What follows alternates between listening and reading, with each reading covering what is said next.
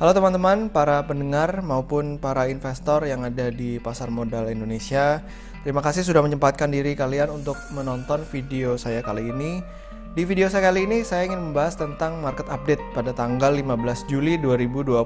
Jadi akan membahas seputar apa sih yang sebenarnya terjadi di pasar global dan juga di pasar domestik kita, dan kira-kira kita sebagai investor mesti melakukan apa. Tapi saya ingin ingatkan sekali lagi, ini bukan merupakan rekomendasi ya untuk membeli atau menjual. Jadi kalian harus melakukan pekerjaan rumah kalian terlebih dahulu sebelum melakukan keputusan membeli atau menjual. Oke, akan saya bahas setelah yang satu ini ya teman-teman semuanya.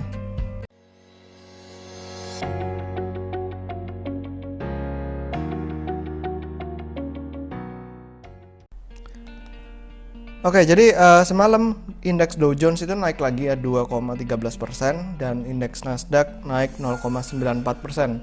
Padahal di sesi awal perdagangan indeks Nasdaq itu dibuka turun karena mereka pada bilang oke, saham teknologi itu udah naik lumayan banyak dari awal tahun 2020 ya. Tapi ternyata kembali berbalik arah dan ditutup naik di plus 0,94% karena adanya keoptimisan dari pelaku pasar karena vaksin COVID-19 dari salah satu perusahaan di Amerika yaitu Moderna itu menyatakan bahwa 45 pasien dalam trial fase pertama itu memperlihatkan respon yang sangat baik. Makanya indeks Dow Jones pun langsung ngebut naik ke plus 2,13%. Tapi bukan cuma itu aja, beberapa perusahaan di Amerika udah mulai rilis laporan keuangan ya. Seperti JP Morgan itu mencatatkan pendapatan dari trading itu meningkat cukup signifikan ya dari dibandingkan dengan tahun sebelumnya. Jadi karena adanya COVID-19, peningkatan dari trading itu meningkat cukup tajam ya, sekitar 79% secara year on year. Revenue dari fixed income naik 99% dan equity trading naik 38%. Tapi sayangnya laba bersih dari bank ya, dari sektor banknya JP Morgan itu turun 51% karena adanya cadangan sebesar 8,9 miliar dolar ya, 8,9 miliar dolar. Ini saya ambil dari Yahoo Finance. Yahoo Finance ambil dari JP Morgan Chase & Co ya tabelnya.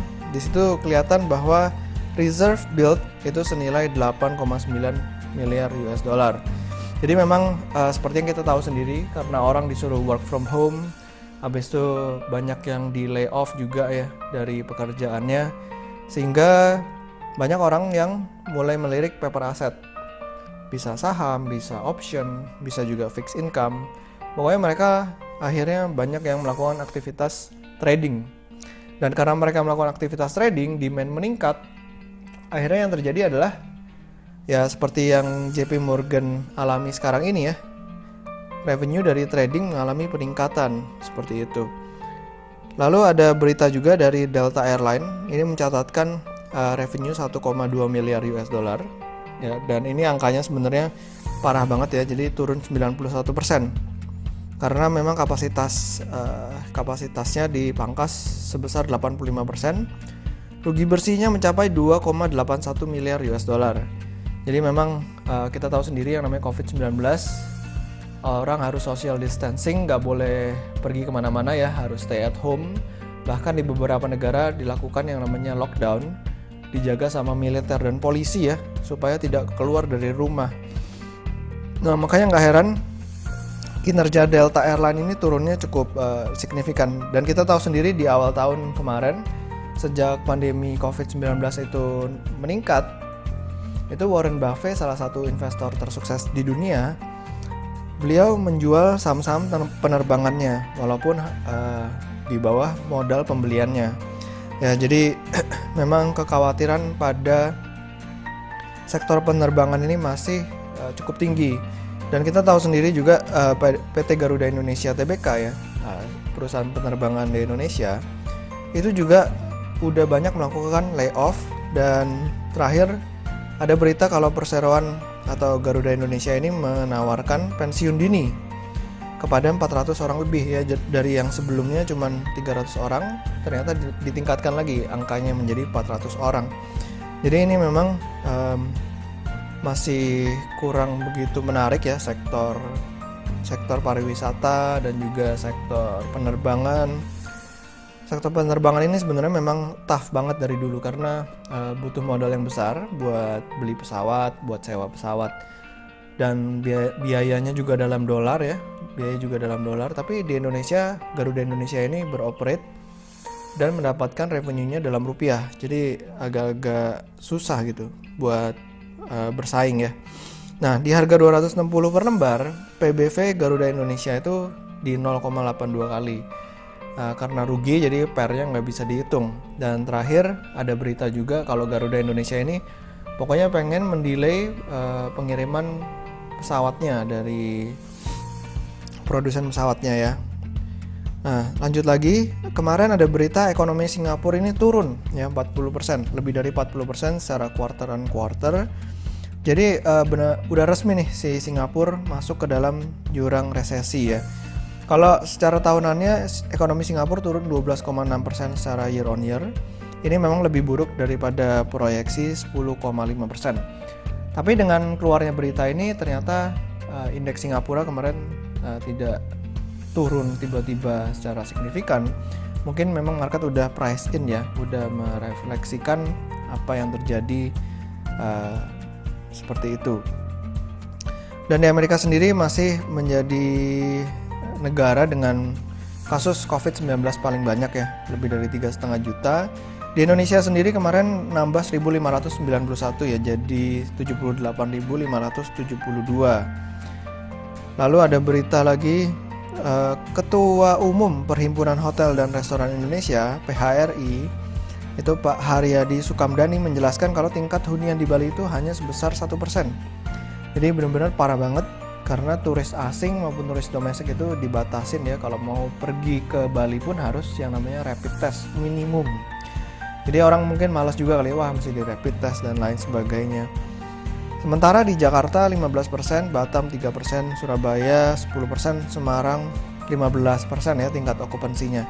Jadi memang sektor hotel termasuk dalam satu kategori dengan sektor pariwisata ya, itu masih belum punya katalis positif. Ya paling di akhir bulan Juli ini buat turis domestik dibuka, lalu di bulan September rencananya akan dibuka juga buat turis asing. Nah cuman masalahnya apakah orang langsung berbondong-bondong pengen pergi liburan gitu. Sementara kita tahu sendiri kalau WHO kemarin baru merilis, bukan kemarin sih tapi beberapa waktu lalu baru merilis kalau COVID-19 itu bisa ditularkan melalui udara ya, jadi airborne. Bahaya banget itu ya. Nah, untuk sektor hotel sendiri ada beberapa saham yang pernah saya lihat. Ada HRME ya, Menteng Heritage Realty Tbk. Ini dia di kuartal pertama rugi 6,4 miliar, diperdagangkan pada PBV 0,67 kali. Itu harga sahamnya waktu IPO sempat naik ke 1.295. Sekarang udah ditutup turun banget di bawah 100 rupiah per lembar sahamnya.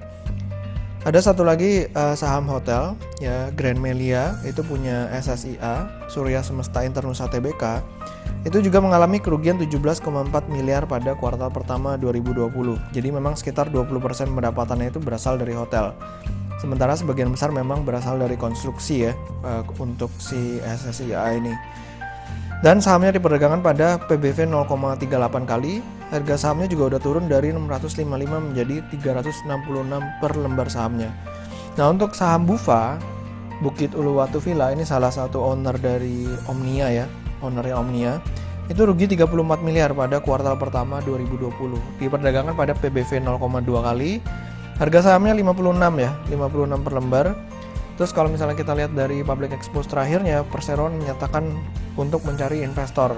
Ya intinya sih pengen mencari dana tambahan atau dana segar untuk menopang bisnisnya kelihatannya ya. Jadi sektor perhotelan memang masih tough menurut saya juga. Walaupun ada new normal terus buat turis dibuka kembali, tapi saya rasa occupancy rate mereka tidak bisa pulih sampai seperti sebelum COVID-19. Nah terus ada satu lagi nih berita kemarin tiba-tiba muncul ya mengenai grup Sinarmas. Memang Di bulan Mei kemarin tiba-tiba beberapa produk reksadananya disuspend.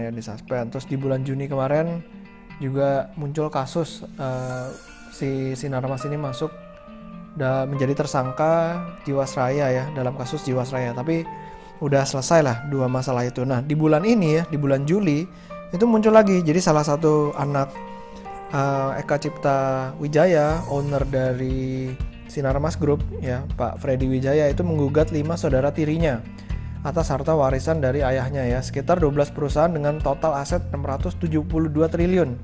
Ya besar banget. Jadi ada Smart ya, perusahaan CPO, ada Sinarmas Multi Arta, ada Sinarmas Land, ada Bank Sinarmas Tbk, ada INKP, Tekim, PT Lontar Papyrus Pulp and Paper Industry, ada juga Bank China Construction Bank Indonesia ya, ini kode sahamnya MCOR. Ada Asia Food and Properties Limited, China Renewable Energy Investment Limited. Yang ke-11 Golden Energy Mines Tbk ya, ini kode sahamnya GEMS. Terus ada juga Paper Excellence BV. Jadi kalau misalnya kita lihat kemarin beberapa sahamnya memang turun cukup dalam, seperti INKP dan Tekim itu turun 5,5% dan 5,96%, sementara beberapa saham lainnya turunnya nggak terlalu signifikan, seperti Bank Sinarmas itu turun 1,92%, MCOR turun 1,3%.